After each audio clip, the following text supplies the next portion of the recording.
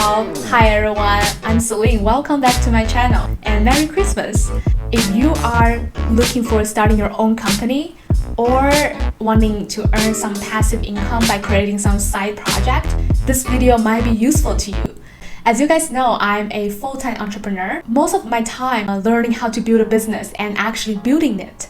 So just to give you guys a little bit background about my entrepreneurial journey. After I quit my job September 2019, I started my own company called Life Incubator. So in the past year, we have built a community of 1,000 people. The product we are launching were events and workshops that are personal development related or mindfulness related to help millennials to grow more consciously and to meet like-minded people and to build a community. A lot of people come to me and say, oh wow, Celine, you actually did something great.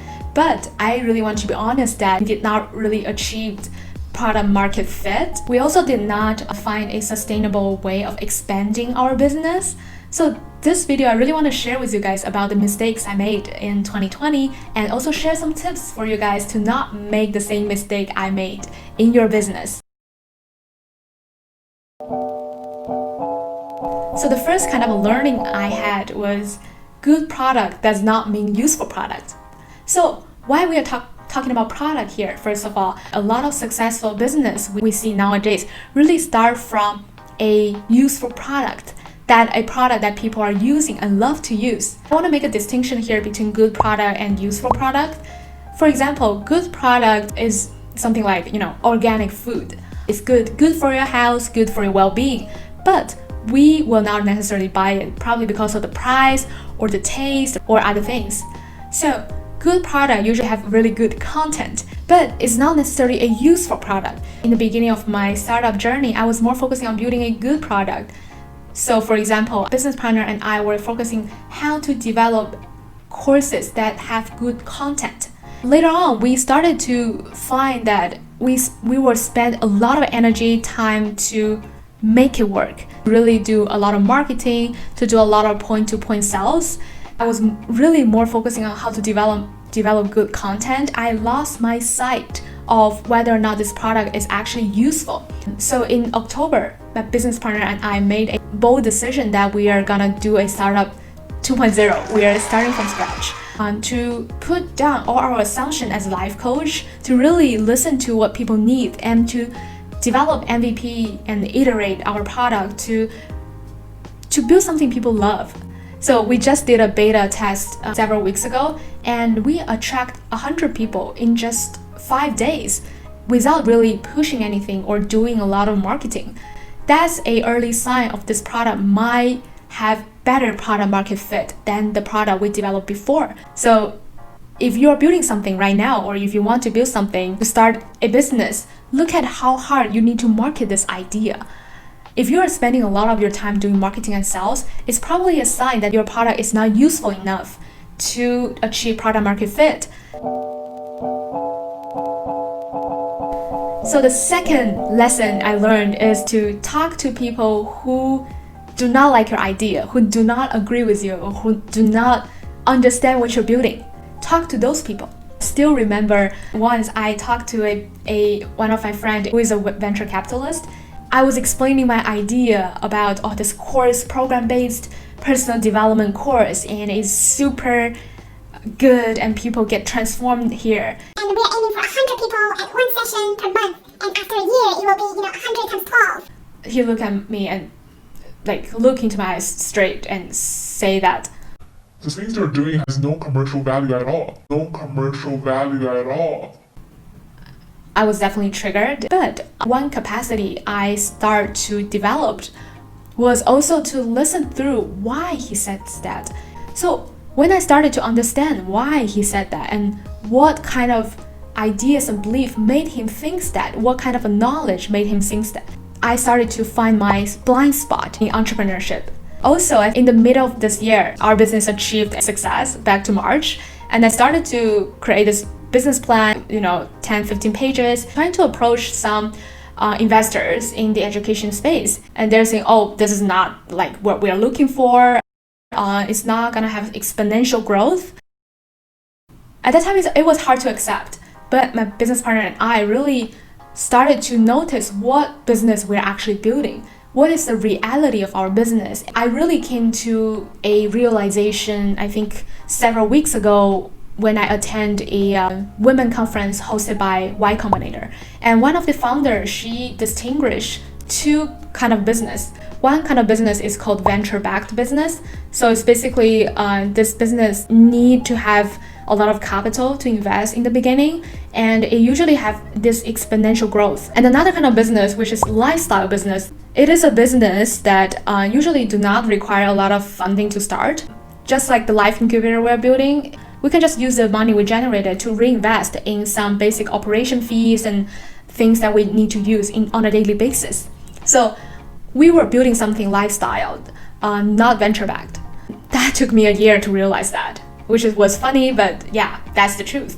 That's why I find talking to people who does not agree with you, who has different mindset, will be really helpful when you are too narrow focused or too into the vision or the passion you had. One tips in this lesson I learned, maybe find some friends or family members who are not using your product or who does not necessarily agree or say, oh, I would definitely not use that. And try to interview them why, instead of, be caught up by your ego, fear of being judged. Put all those things down and really to listen why they're thinking about this. Also, you can think about whether or not you're building something lifestyle or venture-backed. Start to have this kind of a discussion with a business partner or to have this kind of a decision-making in your head. Start to think about this. You don't have to make a decision now. You can slowly explore what kind of business you want to build. What do you want this business to serve you as a human being? And it's kind of two different paths, and it requires founders to have different mindset and expectation about their lifestyles. The third thing I learned the hard way is never limit yourself. I started my entrepreneurial journey back to 2018, started as a life coach and to launch my own side business. The reason why I transitioned to build a lifestyle business with my business partner was because I want to build a community. I do not just want to limit myself on one-on-one interaction and coaching. I want to build a community that they can help each other. I started to transition my role as a coach to a business owner, to a community builder. I learned a lot about how to build a community, how to do sales, marketing, the sales funnel and everything in the last year to really improve my skills. So in the past 2 years, I have struggled. I was very conflicted about, should I focus on one area as being a coach and to take a lot of coaching training and everything, or should I becoming more business oriented and take things related to business?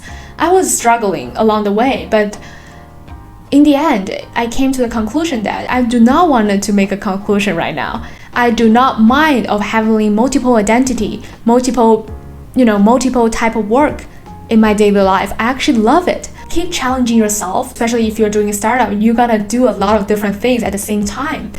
And if you are coding and you want to do a startup, don't just limit yourself as a programmer. Challenge yourself to become a leader, marketer, sales. All those skills are very necessary to build a startup, no matter if you're building a venture-backed startup or a lifestyle business. I'm really excited to see who I can be in the next 5 to 10 years. I will keep challenging myself and keep iterating my product, my business along the way. And I encourage you guys to never limit yourself. Find opportunity to see who you can really be instead of thinking who you are. Here, I want to distinguish two kind of personal growth here for you guys. One of the growth is linear growth. It means that we're improving our current ability to do things, or we are enhancing our ability to be better at something we are already doing. So this is not something new. We're just, keep improving this ability and to make it better and better. For example, as a life coach, because before I was more focusing on Chinese market, so get more Chinese clients. That's one of the linear growth for me.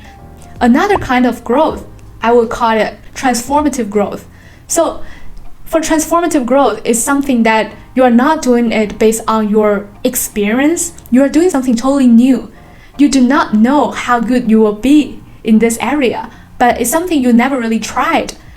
For example, I start to get people who are non-Chinese, who does not speak Chinese at all, and start to challenge yourself and see, wow, actually I can do this.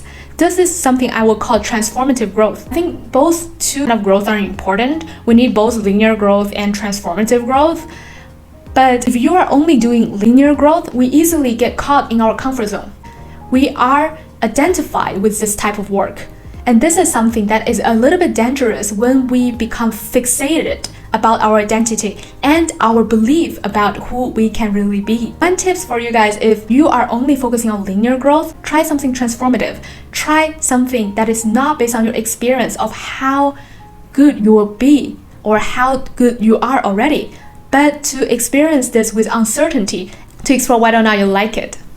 So these are the 3 mistakes or 3 lessons I learned in 2020. It's definitely something I learned in the hard way in the last year. Right now I can say it with grace, with appreciation to people who have commented or give me really constructive advice on my business. But again, I can only know what I know right now. There are so many things I don't know. Maybe next year I will come back and summarize it again and say, oh my gosh, that's something I said. I did not know that at that time. But it's a process of learning. Keep failing, keep iterating, and keep growing. Thank you guys for watching this video. And if you want to learn more about personal growth and anything related to spirituality, wisdoms, personal development, my own experience, or if you have any question about this video, please comment below. I will see you guys in the next video. Merry Christmas. Bye bye.